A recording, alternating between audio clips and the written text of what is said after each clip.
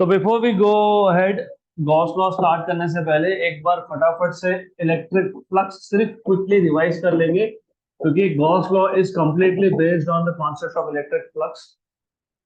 तो electric flux क्या है? इफ यू रिमेम्बर, हमारे पास हमारे पास एक रीजन ऑफ स्पेस है जहां पे इलेक्ट्रिक फील्ड है, सम इलेक्ट्रिक फील्ड। तो यहाँ पे इलेक्ट्रिक फील्ड है, and as I told you, अगर हमने यहाँ पे एक एरिया ले लिया, सम एरिया, इस गिवन एरिया में से कितने electric field lines normally pass हो रहे हैं उसको बोलते हो electric flux. Electric flux is defined as the number of electric field lines passing normally through a given area. But as I told you कि हमेशा ऐसा नहीं होगा कि इलेक्ट्रिक फील्ड लाइंस एरिया को नॉर्मली ही पास होंगे। मे बी ऐसा भी हो सकता है कि जो इलेक्ट्रिक फील्ड लाइंस है they are not passing normal through a given area. तो ऐसे केसेस में हम लोग क्या करते हैं, हम लोग सबसे पहले ये जो स्मॉल एरिया है डीएस, इसको वेक्टर बनाते हैं। इसको वेक्टर कैसे बनाते हैं? By giving it some direction. Direction क्या देते हो इसको? Normal to the area itself. तो जो एरिया था उसी को परपेंडिकुलर ड्रॉ कर दिया, और हमने बोल दिया कि ये एरिया एलिमेंट का डायरेक्शन है। Angle between electric field and area element is theta. फिर हम इलेक्ट्रिक फील्ड के कंपोनेंट्स करते हैं। एक कंपोनेंट आ गया ई कॉस थीटा, और दूसरा कंपोनेंट है ई साइन थीटा। लेकिन ये जो ई साइन थीटा कंपोनेंट है, ई साइन थीटा जो कंपोनेंट है वो हमारे काम का नहीं है, क्योंकि फ्लक्स के डेफिनेशन के हिसाब से हमको परपेंडिकुलर कंपोनेंट चाहिए to the area. Perpendicular component to the area is E cos theta. Then flux is defined as the product of, flux को डिनोट करते हो फाई से। और ये एरिया एलिमेंट स्मॉल है, तो इस स्मॉल एरिया एलिमेंट में से फ्लक्स भी स्मॉल होगा, मतलब D phi. So you define electric flux as the product of perpendicular component of electric field and and the magnitude of area of the element. तो E cos theta into ds, ये definition है किसका? Flux का। तो flux is ADS cos theta। ADS cos theta को मैं लिख सकता हूँ E bar dot ds bar। तो E bar dot ds bar is flux through small area। और अगर आपको याद होगा तो कल मैंने बताया था कि ऐसा भी हो सकता है कि ये जो एरिया एलिमेंट है, स्मॉल एरिया एलिमेंट, ये खुद एक बहुत बड़े एरिया का एक छोटा सा पार्ट है। तो it is possible that this area element is itself a part of a very very large surface. तो ये खुद एक बहुत बड़े सरफेस का एक छोटा सा पार्ट है, राइट। तो ये सरफेस है एस, ये था डी एस। मतलब हम लोग ऐसा इमेजिन कर सकते हैं कि ये जो सरफेस है it is made up of large number of such small small area elements. तो ये जो सरफेस है it can be assume to be made up of large number of such small area elements. तो जब flux pass होगा तो flux हर एक area element में से पास होगा। तो मुझे अगर टोटल फ्लक्स चाहिए, तो टोटल फ्लक्स निकालने के लिए हम लोग क्या करते हैं? Remember we integrate. हम लोग एक एरिया एलिमेंट का फ्लक्स कैलकुलेट करते हैं जिसको आप बोलते हो डी फाई। और ऐसे क्योंकि देखो हर एक एरिया एलिमेंट का एरिया सेम था, तो जितना फ्लक्स एक एलिमेंट से जाएगा उतना ही फ्लक्स हर एक एलिमेंट से जाएगा। तो टोटल फ्लक्स कैसे ऑब्टेन करोगे? By integration. What is total flux? Integration d phi. What is d phi? E bar dot D S bar. ये था टोटल फ्लक्स। और फ्लक्स का अगर आपको ऐसा यूनिट चाहिए, क्योंकि कल हमने फ्लक्स का ऐसा यूनिट नहीं देखा था, तो आज देख लेते हैं। SI unit of flux. What is flux by definition? It is product of electric field and area. Electric field होता है वोल्ट पर मीटर में, वोल्ट पर मीटर में, और एरिया होता है मीटर स्क्वायर में। तो क्या आएगा? Volt meter. ये एक यूनिट है। दूसरा भी है, इलेक्ट्रिक फील्ड ऑल्सो न्यूटन पर कूलम, अगर याद होगा तो न्यूटन पर कूलम, और एरिया मीटर स्क्वायर। तो न्यूटन मीटर स्क्वायर पर कूलम, वो भी ऐसा यूनिट है फ्लक्स का। And if you want to find out what are the dimensions of flux, तो flux का dimensions भी find कर सकते हो। Again, it is just dimensions of electric field into dimensions of area, area के dimensions। Electric field के dimension याद है क्या आपको? याद है? नहीं याद होंगे तो electric field is force upon charge. Electric field is force upon charge, force upon charge. और एरिया के डायमेंशंस क्या थे? L2। फोर्स के डायमेंशंस क्या होते हैं? M1 L1 T-2। और चार्ज के क्या होते हैं? A1 T-1 फिर T1। Current is charge upon time, तो charge is current into time, into time तो T1 आएगा यहाँ पे।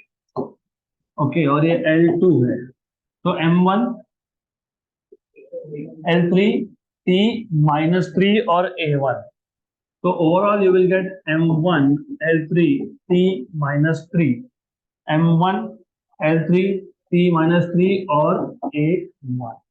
ये आगे डायमेंशंस ऑफ फ्लक्स, तो A-1, यस। तो ये आगे डायमेंशंस ऑफ फ्लक्स। तो कभी अगर आपको डायमेंशन ऑफ फ्लक्स पूछ लिया तो ये आना चाहिए। और ये इलेक्ट्रिक फ्लक्स के डायमेंशन है, ये मैग्नेटिक फ्लक्स का डायमेंशन नहीं है। मैग्नेटिक फ्लक्स का डायमेंशन हम बाद में देखेंगे। गुड। तो अभी अगर आपको इतना पता है तो you are now ready to go through what is Gauss law. तो will see what is Gauss law. पहले हम लोग इसका स्टेटमेंट देख लेंगे और फिर हम we will see what it tries to tell you. तो गॉस लॉ, गॉस लॉ का स्टेटमेंट अगर आप देखोगे तो ऐसा लिखा होगा, the flux of net electric field, the flux of net electric field through a close surface is equal to charge enclosed by the surface divided by epsilon zero, right? So Gauss law, what does it tell you is the flux of net electric field। मतलब क्या, मैं बताता हूँ मतलब, लेकिन पहले इसका statement समझ लो। एक बार स्टेटमेंट समझ में आया तो अपने आप आपको मैथमेटिकल स्टेटमेंट भी समझ में आएगा। The flux of net electric field, ये नेट इंपॉर्टेंट वर्ड है। The flux of net electric field,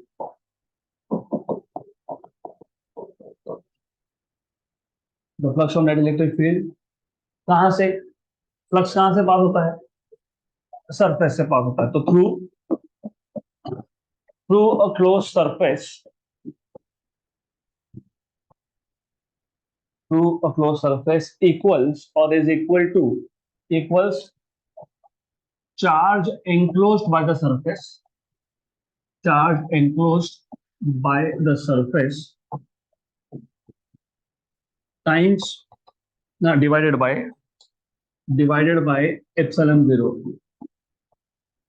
divided by epsilon zero. मतलब बेसिकली गॉस लॉ बताता है flux, flux is equal to charge enclose upon epsilon zero.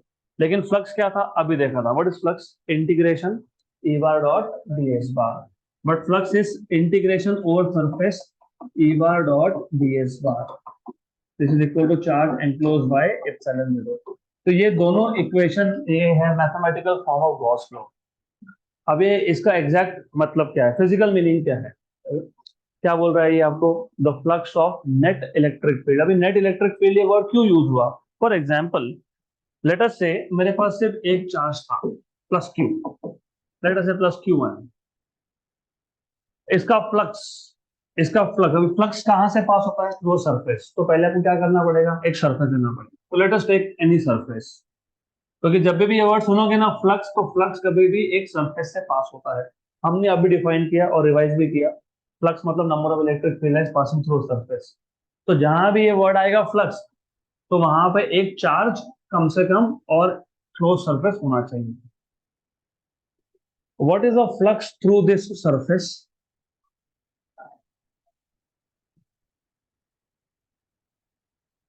Well चलो ठीक है, ये बता दो, ये फ्लक्स कौन सा चार्ज जनरेट करेगा? Plus Q1। और electric field of positive charge का डायरेक्शन क्या होता है? अवे। तो इस केस में जो भी फ्लक्स होगा वो सिंगल चार्ज ही जनरेट किया। और इस केस में जो भी फ्लक्स है, मतलब जो भी इलेक्ट्रिक लाइंस है वो आउटवर्ड्स है, क्योंकि यहाँ पे एक ही चार्ज था सिंगल, वो भी पॉजिटिव चार्ज था। पॉजिटिव चार्ज का इलेक्ट्रिक फील्ड हमेशा अवे होता है, right? But imagine, suppose suppose हमारे पास और एक चार्ज है, और एक चार्ज है, और ये चार्ज नेगेटिव चार्ज है। नेगेटिव चार्ज है, okay. What will be direction of electric field for negative charge? Towards. तो इन दिस केस ये जो सरफेस हमने लिया है ना, इस सरफेस में से दो चार्ज का फ्लक्स पास हो रहा है। एक हो रहा है पॉजिटिव चार्ज का और एक हो रहा है नेगेटिव चार्ज का। इसके लिए क्या बोला इन्होंने? Flux of net electric field. मैंने कल आपको एक रफ आइडिया दे ही दिया था कि गॉस लॉ कहाँ यूज करना है। मैंने आपको ये बताया था कि जब सिंगल चार्ज हो, only one charge, if I have only one charge and if I want to find out what is electric field of this charge at some point P at a distance r, what is electric field of this point charge? 1 upon 4 pi epsilon 0 q by r square। तो जब single point charge का आपको electric field निकालना हो तो आप directly coulombs law से, क्योंकि ये फॉर्मूला कुलम्स लॉ से ही आता है, 1 upon 4 pi epsilon 0 q by r square।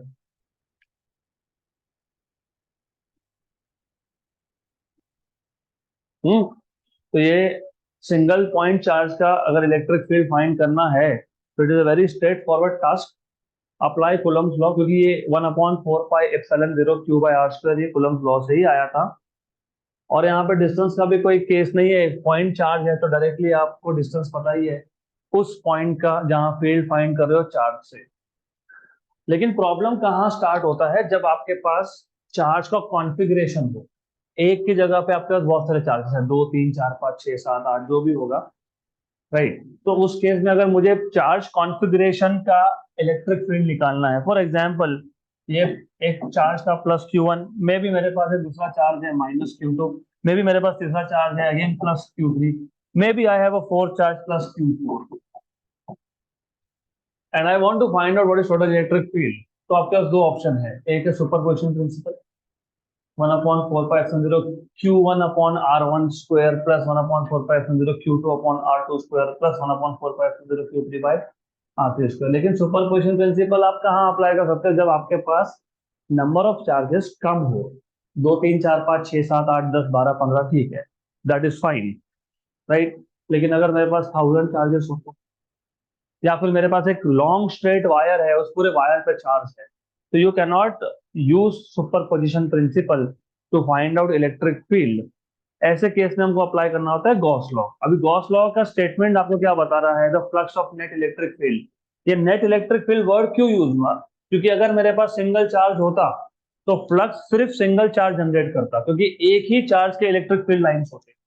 लेकिन अगर मेरे पास एक से ज्यादा चार्जेस है तो बाकी चार्जेस भी तो फील्ड लाइन जनरेट करेंगे। और रिमेंबर, आपने एक सिंगल सरफेस लिया है, उस सिंगल सरफेस में से दोनों चार्जेस का फ्लक्स पास। ऐसे ही अगर मेरे पास एक पूरा सिस्टम ऑफ चार्जेस है तो हर एक चार्ज अपना अपना इलेक्ट्रिक फील्ड लाइन जनरेट करेगा और इस सरफेस में से फ्लक्स हर एक चार्ज का पास होगा, बराबर। तो फ्लक्स किसका है? नेट इलेक्ट्रिक फील्ड का। नेट क्यू? तो net, why they are saying net? Suppose मेरे पास प्लस 10 कूलम है और माइनस 10 कूलम है, what is net charge? Total net electric field zero. अगर मेरे पास प्लस 10 कूलम है और माइनस 8 कूलम है, what is net charge? Plus 2 coulomb. तो इलेक्ट्रिक फील्ड किसका है? Plus 2 coulomb. इसके लिए words, the flux of net electric field. ये फ्लक्स कहां से पास हो रहा है? फ्लक्स कभी भी एक सरफेस से पास होता है, और ये सरफेस जो आप लेते हो ये नॉर्मली क्लोज सरफेस होता है। तो गॉस लॉ अप्लाई करने के लिए प्राइमरी कंडीशन क्या है? The surface that you will be taking is close surface. So flux of net electric field through a close surface equals the flux of net electric field through a closed surface equals what? Charge enclosed upon epsilon 0। Very good। So who will tell me what is flux through this surface? अभी तो बोला flux of net electric field is equal to charge enclosed upon, so what is charge enclosed? Q1 minus Q2 upon epsilon 0। What is the flux through this second surface? Q1 minus Q2 plus Q3 plus Q4 upon epsilon 0। तो करना क्या है? सिर्फ सम करना है, जितने भी charges उस सरफेस के अंदर एनक्लोज है उन सबका एडिशन करना है, डिवाइड बाय क्या करना है? एप्सिलॉन 0। क्लियर? यहां तक इजी है। तो tell me what is the statement of Gauss law, क्योंकि 2 साल याद रखना है आपको ये। The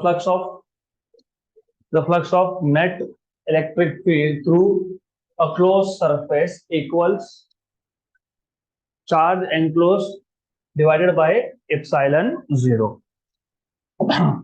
Now let us see ये जो स्टेटमेंट है ये आया कहाँ से, मतलब हमको इस स्टेटमेंट को प्रूव भी करना है।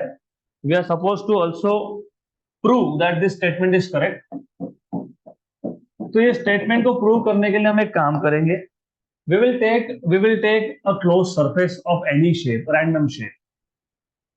You can take it any shape. मैंने स्पीयर लिया है, ये स्पीयर है, ये सर्कल नहीं है। ये आपको सर्कल दिख रहा है but it is actually a sphere. तो I can take a surface of any shape. तो मैंने ऐसा एक सरफेस ले लिया of any shape. You can take a sphere, okay. You can take random shape, that is also okay. तो मैं random shape भी ले सकता हूँ। तो I can take any random surface. Condition है कि एनक्लोज चाहिए, मतलब क्लोज सरफेस चाहिए। अगर मैं ऐसा करता हूं तो नहीं चलेगा। क्यों नहीं चलेगा? क्योंकि सरफेस क्या है? ओपन है। ओपन नहीं चलता है, क्लोज चाहिए। तो लेट अस टेक कंसीडर, और मैं थ्योरी लिखने नहीं वाला हूं तो वो नोट्स में है। तो consider a close surface of any shape. इसके अंदर एक चार्ज है at some location O. So consider a charge plus Q at point O inside. अब what we will do is, ये जो क्लोज सरफेस है, इस क्लोज सरफेस पे एक पॉइंट है पी, जहां पे हमको इलेक्ट्रिक फील्ड फाइंड करना है। We want to find out what is electric field at point P.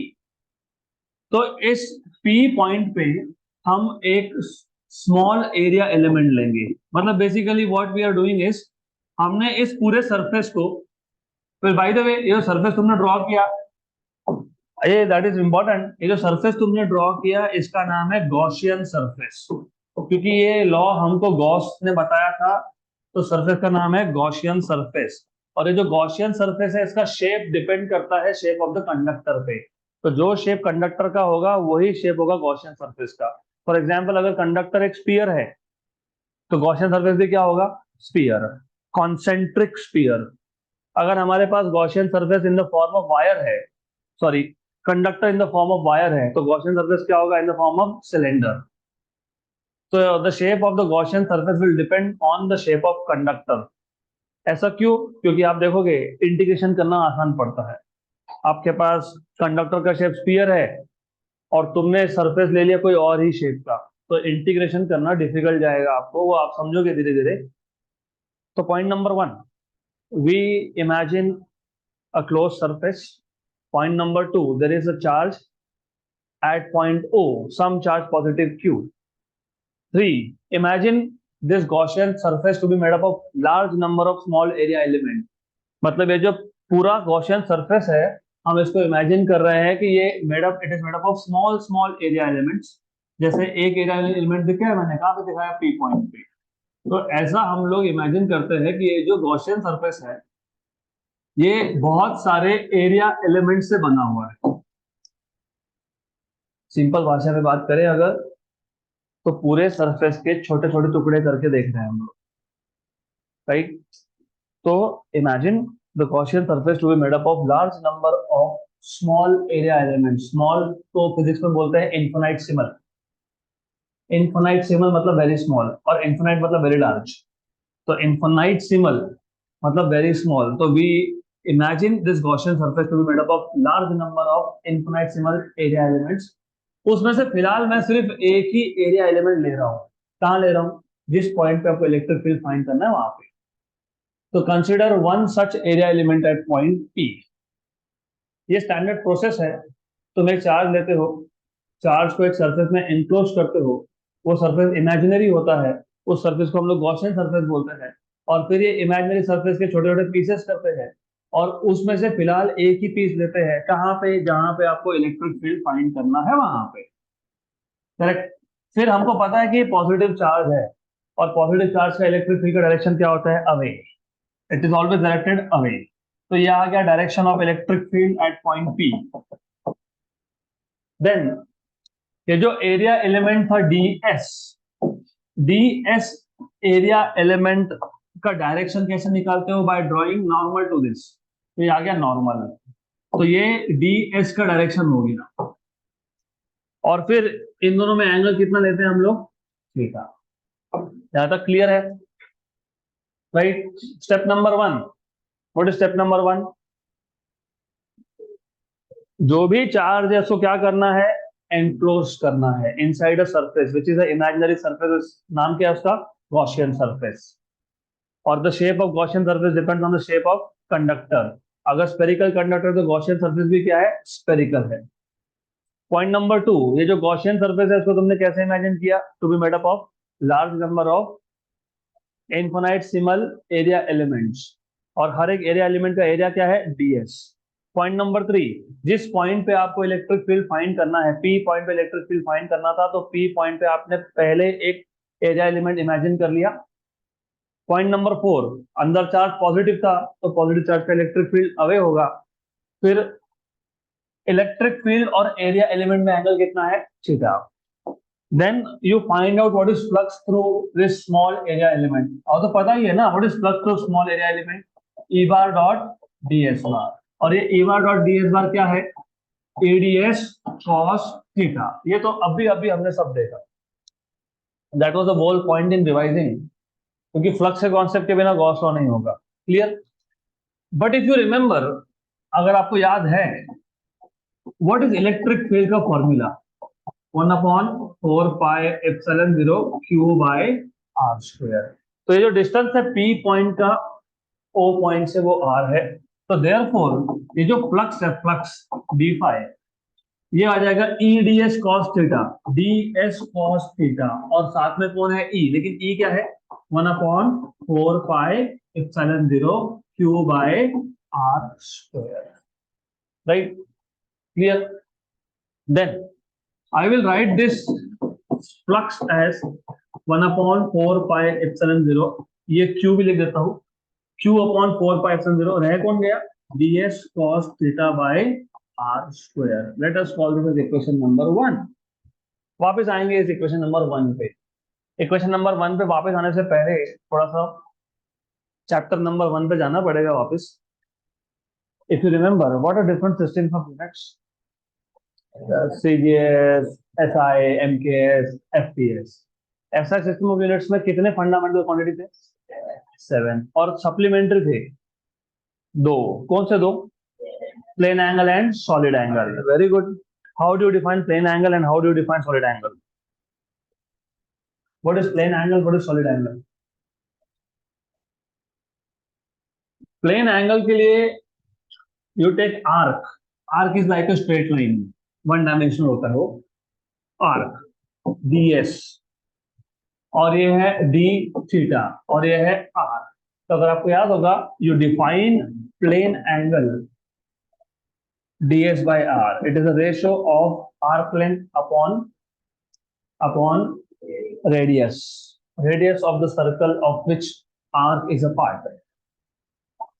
और अगर आपको याद होगा, प्लेन एंगल ये मेजर होता है, इफ यू रिमेंबर, रेडियंस में। किसमें होता है ये? रेडियंस में। सॉलिड एंगल के लिए जैसे यहाँ पे आर्क ने एंगल सबटेंड किया, सॉलिड एंगल में आर्क की जगह पे एरिया एंगल सबटेंड करता है। कौन करता है? एरिया। तो यहाँ पे हमने एक स्फीयर लिया था, स्फीयर का एक छोटा सा पोर्शन लिया था, इस पोर्शन का एरिया था डी ए, और इस छोटे से पोर्शन में स्फीयर के सेंटर पे एक एंगल सबटेंड किया था जिसको आपने बोला था डी ओमेगा। याद है क्या? D omega solid angle. तो प्लेन एंगल ये एक स्ट्रेट लाइन मतलब आर्क सबटेंड करता है, और सॉलिड एंगल ये एक एरिया का एलिमेंट सबटेंड करता है। इसको 2D एंगल बोलते हो, उसको 3D एंगल बोलते हैं। मैंने आपको एग्जांपल्स भी बताए थे, I just repeat it, it will not take much time. What is the angle subtended by this stick? 2D angle मतलब plane angle. What is the angle subtended by this surface? 3D angle मतलब solid angle. When you look at moon, the angle subtended by moon is which angle? Plane angle कि solid angle? Solid angle. और if you remember, जैसे यहाँ पे तुम बोलते हो arc length upon radius, वैसे तुम यहाँ पे बोलते हो area of the portion upon radius का स्क्वायर। इसको तुम बोलते हो d omega, and it is measured in steradians. बराबर। सिर्फ ये जो डी ए है इसको मैं डी एस लिख देता हूं। क्या लिख देता हूं इसको मैं? D s. तो what is d s upon are square? Solid angle. तो what is d s upon are square? Solid angle, right. लेकिन जो कॉस थीटा है ना, कॉस थीटा भी नंबर है, डायमेंशनलेस है। तो in reality d s upon are square solid angle नहीं होता है। In reality d s cos theta upon are square solid angle होता है। In reality d s cos theta upon are square solid angle. ये फिलहाल तुम याद रखो। देखो प्रॉब्लम क्या है, यहाँ पे तुम एंगल मेजर करते हो with respect to electric field, इसलिए कॉस थीटा आता है उसके अंदर। यहाँ पे तुमने कुछ लिया था क्या? इलेक्ट्रिक फील्ड लिया था तुमने यहाँ पे? Did you take electric field here? Did you take any other physical quantity here? No. So the basic definition of angle was ds by r square.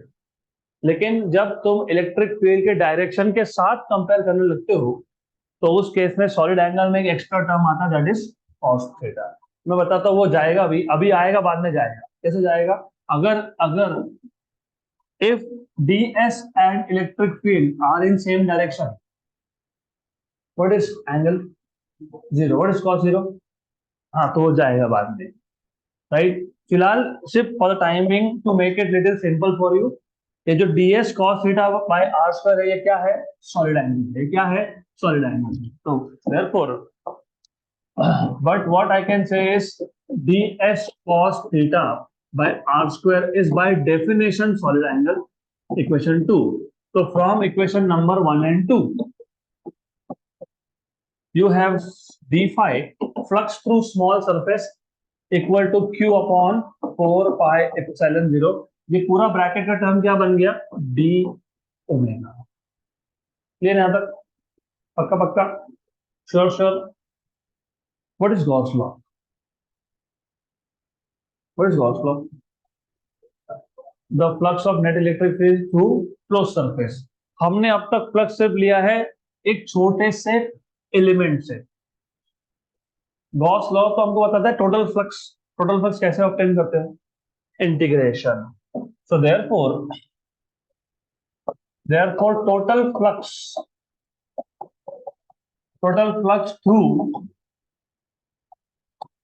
through closed surface is total flux phi is equal to integration over closed surface S। इसको नाम देता हूं मैं surface S, d phi। तो this is equal to integration over surface S d phi। लेकिन what is d phi? What is d phi?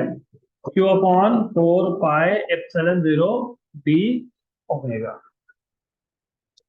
जो जो constant है वो सारा इंटीग्रेशन के बाहर। चार्ज कांस्टेंट था ना? हाँ।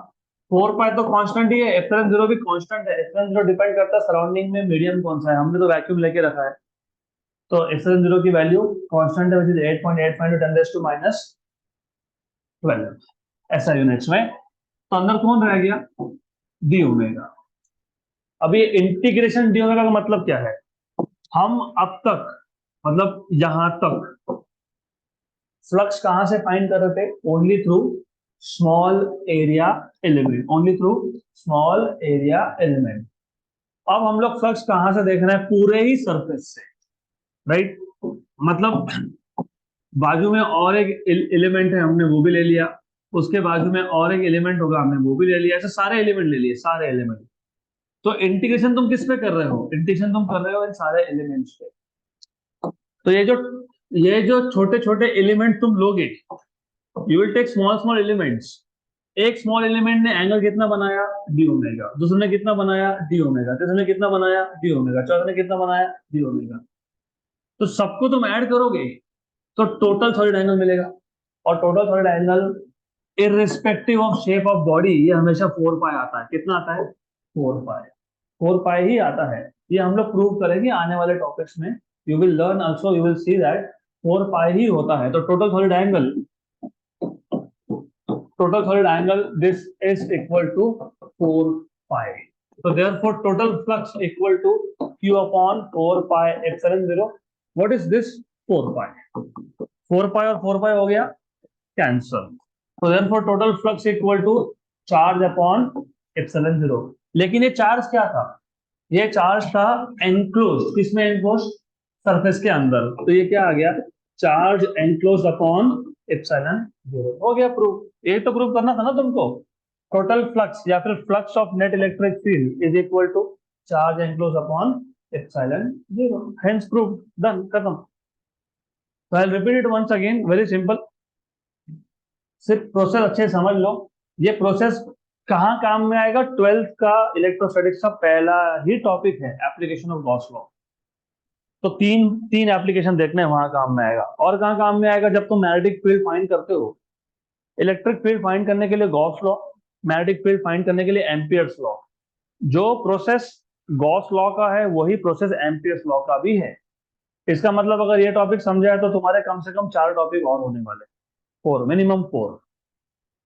तो प्रोसेस क्या है कि हमारे पास एक चार्ज था, 2 चार्ज थे, 10 चार्ज थे, 15 चार्ज थे, वी डोंट केयर. एक पूरे के पूरे स्फीयर पे चार्ज था, पूरे वायर पे चार्ज था, ठीक है, जो भी था. हमको इसका इलेक्ट्रिक फील्ड निकालना है एक पॉइंट पे, सम पॉइंट पी. अगर मुझे गॉस लॉ अप्लाई करना है तो गॉस लॉ के हिसाब से पहले तो इस चार्ज को तुमको एनक्लोज करना पड़ेगा. तो आपको एक इमेजिनरी सरफेस लेना पड़ेगा जिसको तुम बोलते हो गॉसियन सरफेस. गॉसियन सरफेस का शेप चार्ज के शेप पे डिपेंड करता है. अगर चार्ज स्फीयर है तो गॉसियन सरफेस भी स्फीयर है. फिलहाल मैंने यहाँ पे चार्ज के शेप की बात नहीं की, तो मैंने रैंडम शेप, जिसको तुम आर्बिट्री बोलते हो फिजिक्स में, हमने एक आर्बिट्री सरफेस ले लिया एस. एनक्लोज हो गया. यस. उसके बाद क्या करते हैं हम लोग?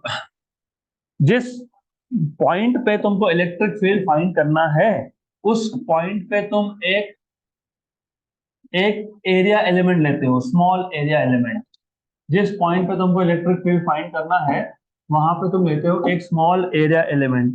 मतलब बेसिकली तुमने सरफेस को, पूरे गॉसियन सरफेस को छोटे छोटे पार्ट्स में डिवाइड कर लिया. तो you imagine the Gaussian surface to be made up of large number of infinitesimal area elements, each of area ds. Then what you know is, क्योंकि अंदर चार्ज पॉजिटिव था, तो direction of electric field for positive charge is away. तो electric field is away. और ये जो area element लिया है इसका डायरेक्शन होता है by drawing normal to it. तो तुमने इसका नॉर्मल ड्रॉ कर दिया, ये बन गया direction ds bar. This is ds bar, direction of area element. The angle between electric field and area element is theta. तो गॉसियन सर्फेस ड्रॉ किया, गॉसियन सर्फेस के स्मॉल स्मॉल पार्ट्स कर दिए, उसमें से एक पार्ट कंसीडर किया कहाँ पे, जहां पे इलेक्ट्रिक फील्ड फाइंड करना है वहां पे. फिर पहले उस स्मॉल एरिया एलिमेंट से फ्लक्स फाइंड किया जाता है. तो how do you find out flux through small element? AdS cos theta. और अगर ये डिस्टेंस r है तो आपको ऑलरेडी पता है P पॉइंट पे what is electric field. What is electric field at point P? 1/4 pi epsilon 0 q by r square. ये इलेक्ट्रिक फील्ड था. साथ में कौन है? ds cos theta. तो ये लिख दिया मैंने q/4 pi epsilon 0 ds cos theta by r square. लेकिन ये जो ds cos theta by r square है ये कौन था? कौन है ये? Solid angle. तो क्या बोलते हो? d omega. और this is flux only through a small element. सिर्फ एक एलिमेंट का फ्लक्स है. Gauss law never talks about flux through a single element, it talks about flux through complete area. तो कैसे ऑब्टेन करोगे? Integration.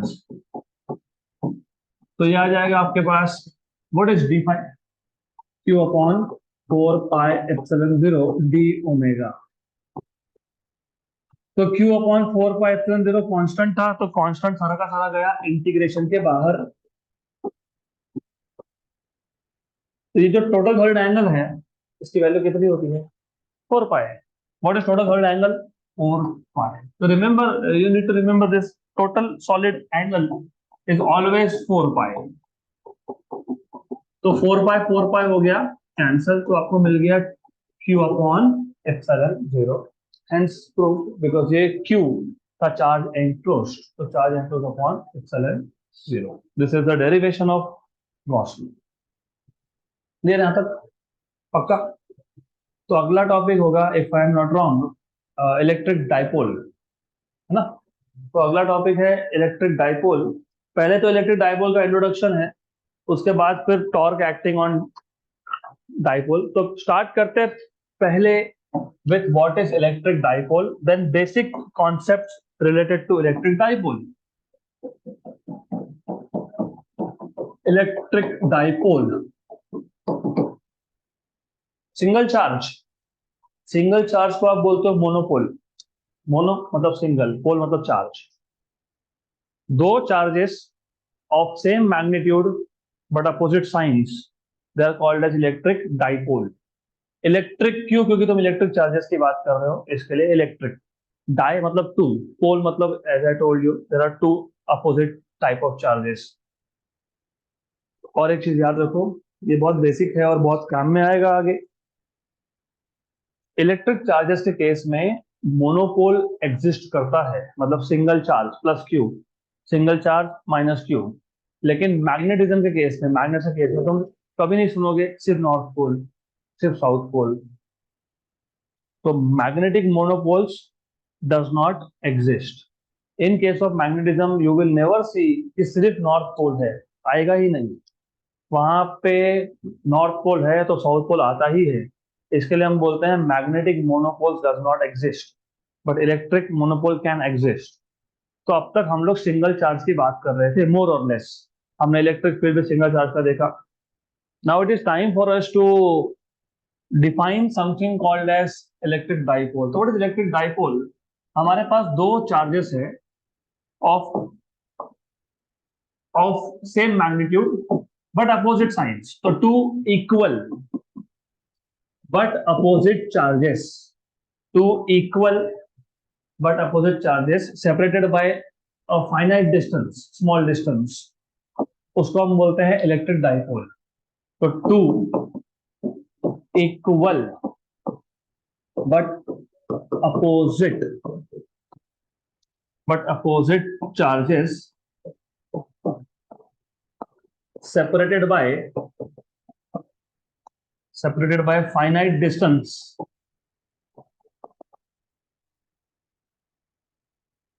is known as electric dipole. Is known as electric dipole. Is that clear? Two equal but opposite charges. Two equal, मैंने यहाँ पे Q1 Q2 नहीं लिखा क्योंकि दोनों का मैग्नीट्यूड था सेम. तो two equal but opposite charges. अगर चार्जेस इक्वल इन मैग्नीट्यूड नहीं है तो डाइपोल नहीं है. फॉर एग्जांपल, मेरे पास एक +10 कूलम का चार्ज है और मेरे पास एक -9 कूलम का चार्ज है. Do they form a dipole? No, they don't. +10 तो -10 होना चाहिए. अगेन इंपॉर्टेंट, क्योंकि जब तुम न्यूमेरिकल सॉल्व करोगे, अगर डाइपोल है तो हम देखेंगे अभी आज या कल में डाइपोल का इलेक्ट्रिक फील्ड का फॉर्मूला डिराइव करना है. तो डाइपोल होने का कंडीशन था two equal but opposite charges. +10 -10 dipole, yes. +2 -2 dipole, yes. +3 -4, no, that is not dipole. Those are two monopoles individually. एक अलग है, दूसरा अलग है. अब ये कहाँ काम में आता है वो भी इंपॉर्टेंट है. आई told you few days back, जब ये चैप्टर स्टार्ट किया था, मैंने आपसे पूछा था कि एटॉमिक स्ट्रक्चर क्या है. तो आपने बोला कि न्यूक्लियस है और इलेक्ट्रॉन्स है. न्यूक्लियस के अंदर क्या है? प्रोटॉन्स है एंड न्यूट्रॉन्स है, और electrons are revolving in circular orbit. Then I asked you how many number of positive charges. You said equal to negative charges, मतलब number of protons and electrons are same. 10 proton तो 10 electron, 5 proton तो 5 electron, right? Correct.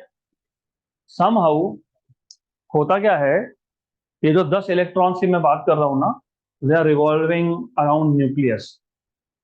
आगे जाके आप एक centre of mass का concept सीखोगे. Centre of mass शायद किसी को पता भी होगा, नहीं पता होगा तो बता दूंगा ये 10 के 10 इलेक्ट्रॉन या 20 इलेक्ट्रॉन या 50 इलेक्ट्रॉन जो भी होंगे, नंबर ऑफ इलेक्ट्रॉन्स, इन सबका सेंटर आता है सेंटर ऑफ एटम पे। और सेंटर ऑफ एटम पे कौन बैठा है? न्यूक्लियस। तो very centre of negative charges at the centre of atom. और न्यूक्लियस के अंदर कौन है? Positive charges, right? करेक्ट। तो पॉजिटिव चार्ज का सेंटर क्या है? Centre of atom. तो पॉजिटिव और नेगेटिव चार्ज का सेंटर क्या है? सेम, है ना? सेम। जहां पे नेगेटिव चार्ज का सेंटर है वहीं पे पॉजिटिव चार्ज का भी सेंटर। अगर सम हाउ, अगर हम ऐसा कुछ कर पाए, जो होता ही है, वो ट्वेल्थ में सीखोगे, ट्वेल्थ के इलेक्ट्रोस्टैटिक्स में सीखोगे ही तुम। तो what I am saying is, overall ऐसा स्ट्रक्चर है कि यहाँ पे suppose there are some electron, चलो टू ही ले लेते हैं। दो इलेक्ट्रॉन्स है तो दो प्रोटॉन्स है। इलेक्ट्रॉन का सेंटर और प्रोटॉन का सेंटर ये आता है सेम पॉइंट पे, करेक्ट? समहाउ वो आप ट्वेल्थ में सीखने वाले हो। अगर हम पॉजिटिव और नेगेटिव चार्ज के सेंटर्स को सेपरेट कर पाए, राइट? तो अभी पॉजिटिव चार्ज का सेंटर और नेगेटिव चार्ज का सेंटर सेम पॉइंट पे है क्या? नहीं है। लेकिन कितने प्रोटॉन्स थे? दो। कितने इलेक्ट्रॉन्स थे? दो। तो पॉजिटिव चार्ज और नेगेटिव चार्ज का अमाउंट इक्वल है क्या? यस। और सेपरेटेड है क्या? यस। तो क्या बन गया? डाइपोल। डाइपोल बन गया।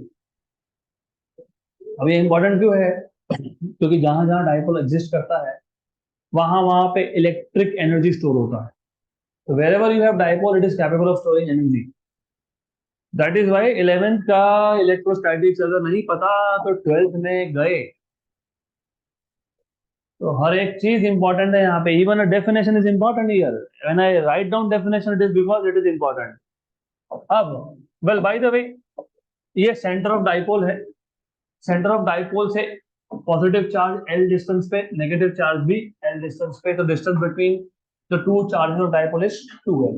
ये जनरल नोटेशन है, हमेशा 2l ही लिखा जाता है। कभी कभी बोलेंगे आपको length of dipole is 10 centimetre, मतलब क्या बता रहे हैं तुमको? 2l equal to 10 centimetre, L equal to 10 नहीं, 2l equal to 10। A straight line passing through the centers of both the charges is called as axis of dipole. क्या बोलते हैं इसको? Axis of dipole. Axis of dipole. What is axis of dipole? A straight line. A straight line passing through centers of both the charges. A straight line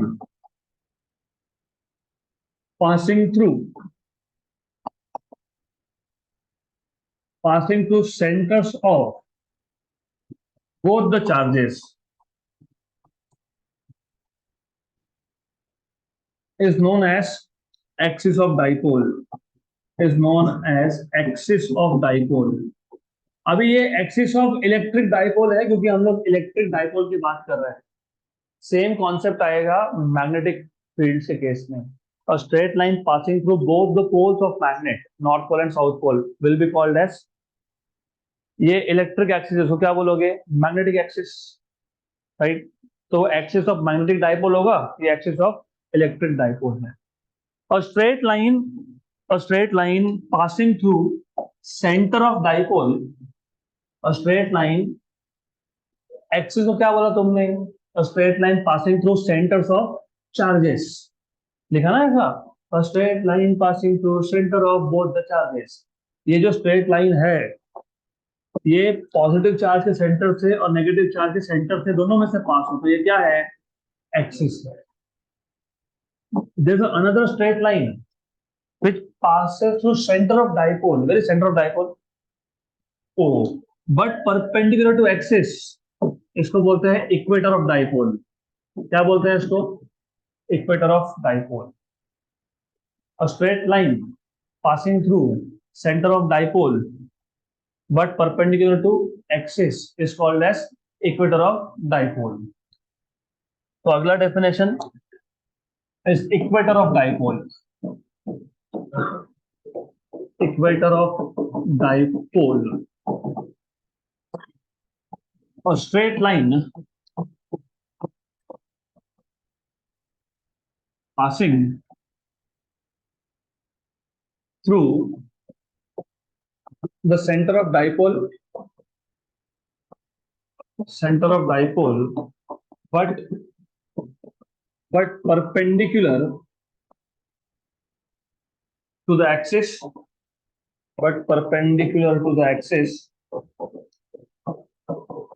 is known as equator of dipole. Is known as equator of dipole. Of course, equator of electric dipole. Same will be for magnetism. A straight line passing through center of magnetic dipole and perpendicular to the axis will be called as equator of magnetic dipole. हो गया यहाँ तक clear? अब देखो ऐसा है, suppose मेरे पास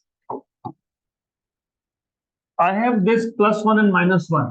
पहले तो ये बता दो, will they form a dipole? Yes. I have +2 -2. Will they form a dipole? Yes. Let's say I have +1000 and -1000. Dipole है? Yes. तो दो डाइपोल्स को डिफरेंशिएट करने के लिए, हमको पता है ये तीनों डाइपोल है, लेकिन ये तीनों डाइपोल सेम टाइप के नहीं है क्योंकि चार्जेस सेम नहीं। हमको डाइपोल्स को डिफरेंशिएट करने के लिए भी एक पैरामीटर चाहिए, उसको हम लोग बोलते हैं इलेक्ट्रिक डाइपोल मोमेंट। क्या बोलते हैं? Electric dipole moment. Electric dipole moment. तो हम इलेक्ट्रिक डाइपोल मोमेंट क्यों डिफाइन करते हैं? क्योंकि हमको दो डाइपोल्स को डिफरेंशिएट करना है, मतलब कंपेयर करना है बेसिकली। तो आपने बोला ये तीनों डाइपोल है, yes, but do you notice in तीनों डाइपोल में चार्जेस अलग है, डिस्टेंस सेम है। अब ऐसा भी हो सकता था, you have this as dipole, you have this also as dipole. Are these two dipoles same? No. Why not? Distance.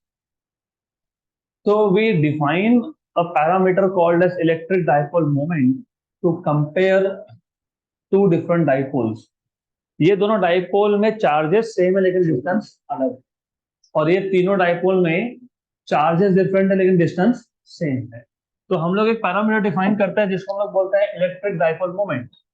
वो कहाँ काम में आता है? वो सिर्फ हमको अलग अलग डाइपोल्स को कंपेयर करने के काम में आता है। हम उसको बोलते हैं इलेक्ट्रिक डाइपोल मोमेंट।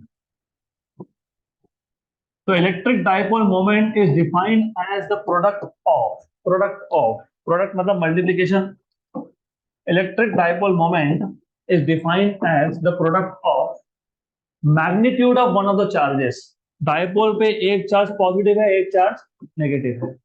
मैग्नीट्यूड मतलब मॉड वैल्यू, दोनों में से कोई भी चार्ज उठाओ उसका मॉड ले लो, मॉड लोगे तो क्या आएगा? पॉजिटिव आएगा। Electric dipole moment is defined as the product of magnitude of one of the charges and the distance between the two charges. What is distance between two charges? 2l। इसको हम लोग बोलते हैं electric dipole moment, denoted by p। p is not momentum here, p is not momentum. Momentum motion में आता है, ये motion नहीं है, ये इलेक्ट्रोस्टैटिक्स है। इलेक्ट्रोस्टैटिक्स में चार्जेस रेस्ट पे है, तो नोटेशन भी हमको समझने पड़ेंगे। दिस इज नॉट मोमेंटम, क्योंकि when charges start moving then each moving charge will also have momentum. यहाँ पे हम इलेक्ट्रोस्टैटिक की बात कर रहे हैं, तो ये इलेक्ट्रोस्टैटिक में electric dipole moment is the product of magnitude of one of the charges and the distance between two charges. और ये होता है वेक्टर क्वांटिटी, मतलब ये वेक्टर है। अगर ये वेक्टर है तो डायरेक्शन होगा, direction is from negative to positive. तो पहले डिफाइन कर लेते हैं। It is defined as the product of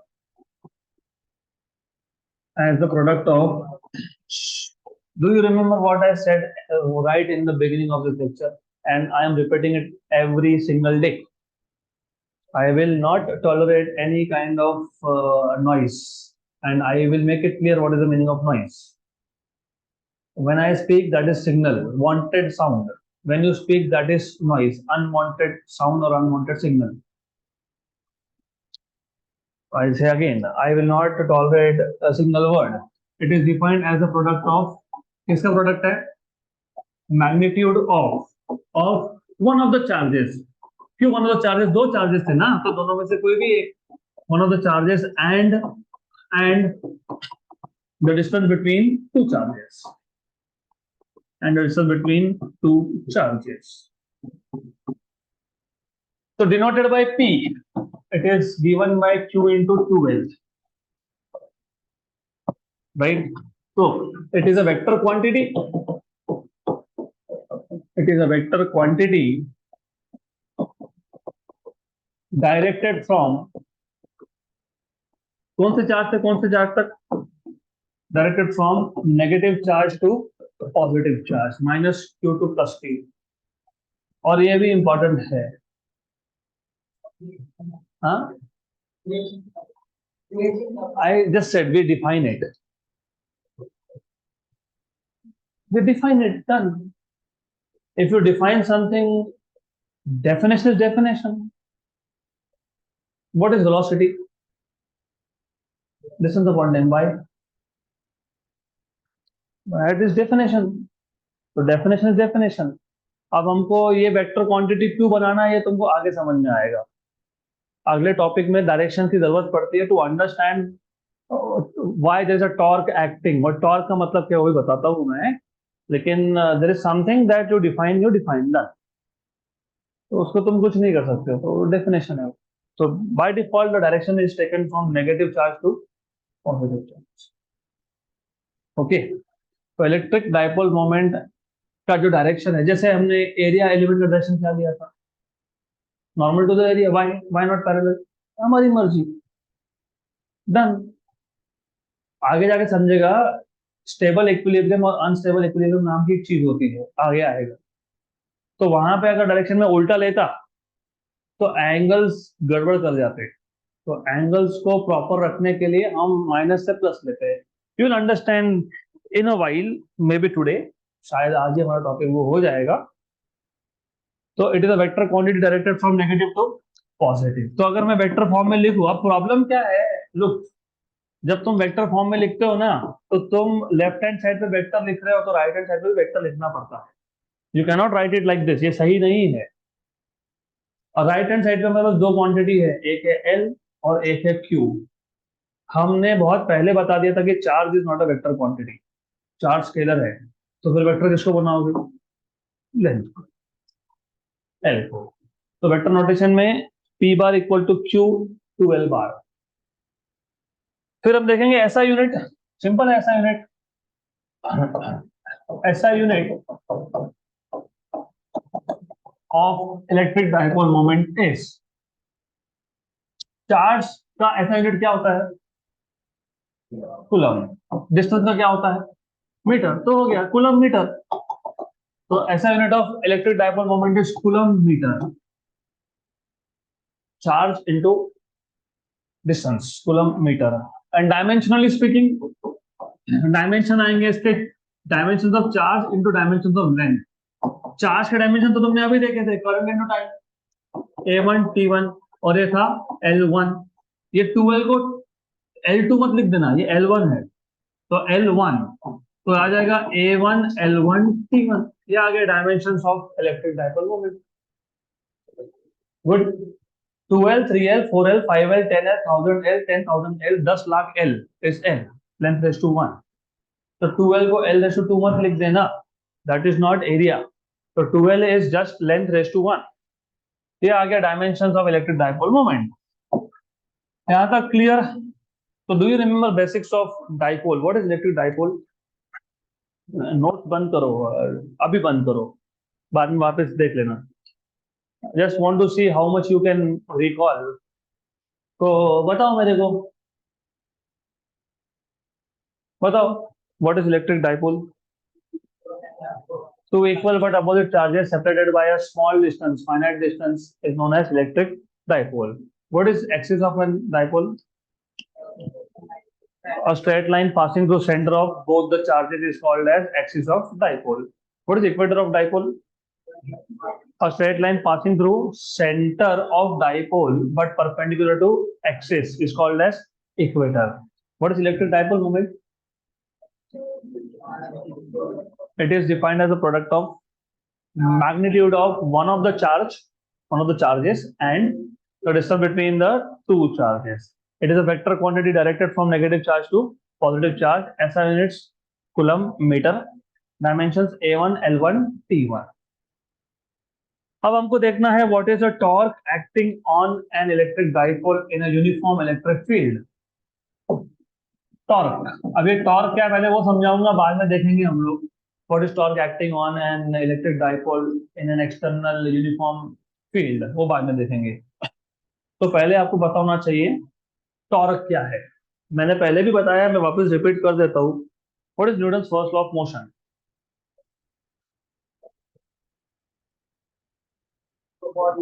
body नहीं, पार्टिकल होता है. Correction. Newton laws of motion are not applicable to bodies, it is for a particle. वो बाद में हम बॉडी पे एक्सटेंड करते हैं, वो आएगा आगे. Any particle if it is in a state of rest or in a state of uniform motion, it remains in that state unless an external unbalanced force is applied onto it.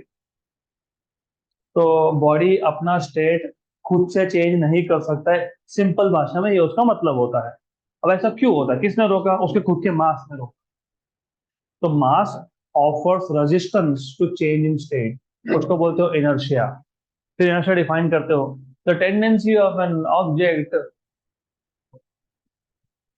tendency of an object to oppose any change in the state of motion is called as inertia. ऐसा ऐसा याद होना चाहिए concept. एक बार पढ़ा, दो बार पढ़ा, done, दिमाग में पूरा बिठा लो, सिस्टम के अंदर फिट होना चाहिए. फिर सेकेंड लॉ क्या बोलता है? फर्स्ट लॉ बताता है कि जब तक तुम एक्सटर्नल फोर्स नहीं अप्लाई कर रहे स्टेट चेंज नहीं होगा. सेकेंड लॉ क्या बताता है? अगर मैंने एक्सटर्नल अनबैलेंस फोर्स अप्लाई कर रहे तो क्या होगा? स्टेट चेंज होगा. स्टेट चेंज होगा मतलब क्या होगा? अगर ऑब्जेक्ट रेस्ट पे था तो वो क्या करेगा? मूव होगा. मतलब फोर्स क्या प्रोड्यूस करता है? Linear motion. फोर्स क्या प्रोड्यूस करता है? Linear motion. सेम कॉन्सेप्ट अभी रोटेशनल मोशन पे अप्लाई करेंगे. रोटेशनल मोशन पे जैसे लीनियर मोशन प्रोड्यूस करने के लिए आपको एक्सटर्नल अनबैलेंस फोर्स चाहिए, वैसे ही रोटेशनल मोशन प्रोड्यूस करने के लिए आपको एक्सटर्नल अनबैलेंस टॉर्क चाहिए. तो torque is responsible for producing rotational motion. अब ये रोटेशनल मोशन प्रोड्यूस करने के लिए जो टॉर्क है, ये दो टाइप के टॉर्क होते हैं. उस एक को बोलते हैं मोमेंट ऑफ फोर्स, एक को बोलते हैं मोमेंट ऑफ कपल. जहां भी मोमेंट ऑफ, ये वर्ड सुना ना, मूवमेंट नहीं बोल रहा हूं मैं, moment. Moment, moment, it is not movement. Moment of, जहां भी ये वर्ड सुना मोमेंट ऑफ, मतलब वहां पे रोटेशनल मोशन की बात हो रही है. Here onwards fit this into your system. Whenever you hear this word moment of, मतलब you're talking about which type of motion? Rotational. ये जो टॉर्क है, टॉर्क, ये टॉर्क होता है दो टाइप का. एक होता है मोमेंट ऑफ फोर्स, एक होता है मोमेंट ऑफ कपल. बताता हूँ दोनों का मतलब मैं आपको. What is the meaning of moment of force end moment of couple? I'll take a real life example for moment of force. For example, let us say you have a door.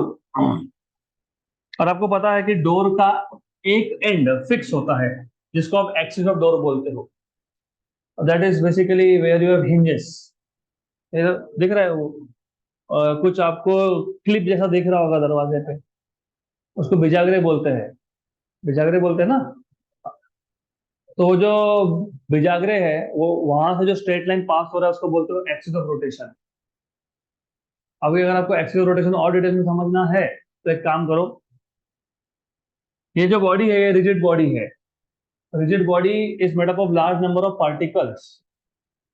तो जब body rotate होगा तो हर एक particle क्या करेगा? Circular motion perform करेगा.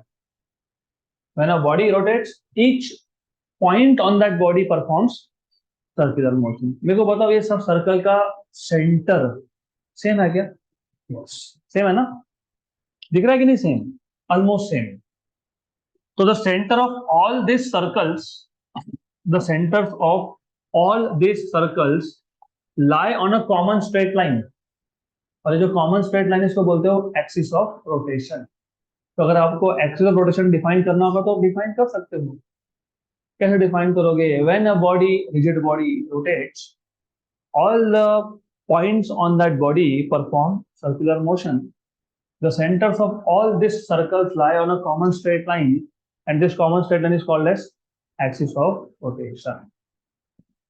तो ठीक है, अब एक्सिस ऑफ रोटेशन क्या है वो पता होना चाहिए था, बस उसके लिए बताया मैंने, बाकी सब भूल जाओ, कोई जरूरत नहीं है फिलहाल टेम्पररीली। ये जो डोर है अपने आप रोटेट होगा क्या? नहीं। जैसे न्यूटन लॉज ऑफ मोशन के हिसाब से कोई भी बॉडी या पार्टिकल अपने आप अपना स्टेट चेंज नहीं करता। स्टेट चेंज करवाना है तो वहां पे एक्सटर्नल अनबैलेंस हो सकता है। यहाँ पे भी अगर ये डोर रेस्ट पे है तो रेस्ट पे ही रहेगा, अपने आप रोटेट नहीं होगा, तो हमको इस पे टॉर्क अप्लाई करना पड़ेगा। टॉर्क अप्लाई करना मतलब बेसिकली फोर्स अप्लाई करना।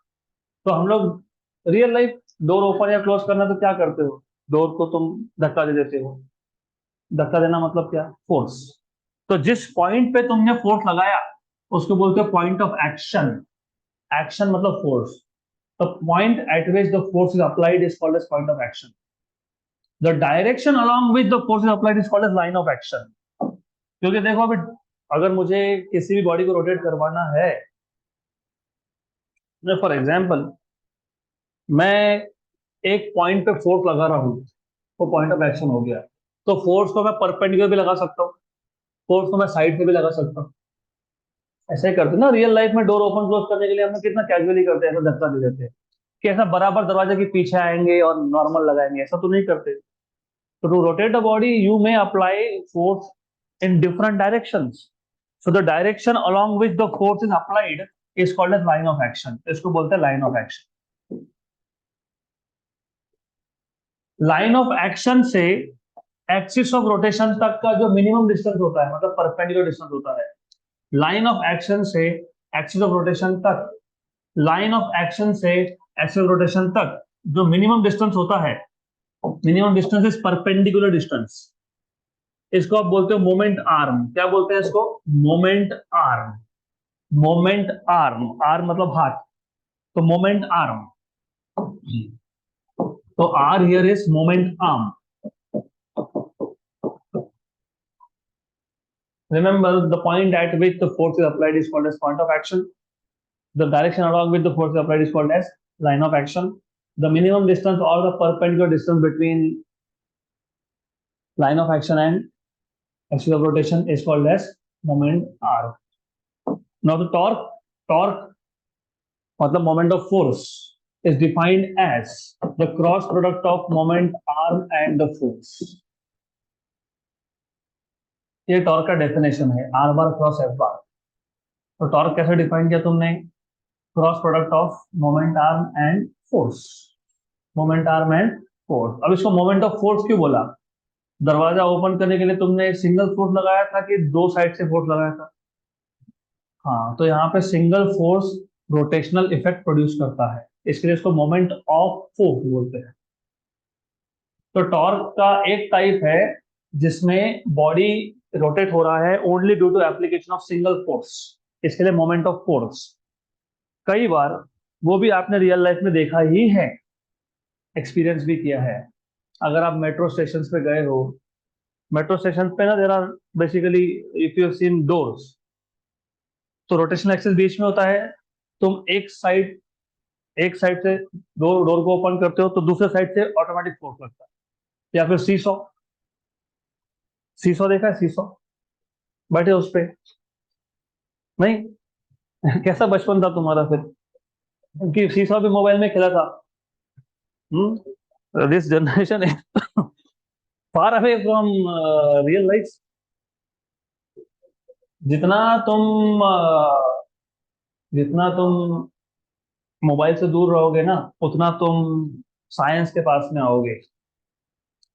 पबजी खेलते हो, अरे बनो ना सोल्जर, रियल लाइफ करो।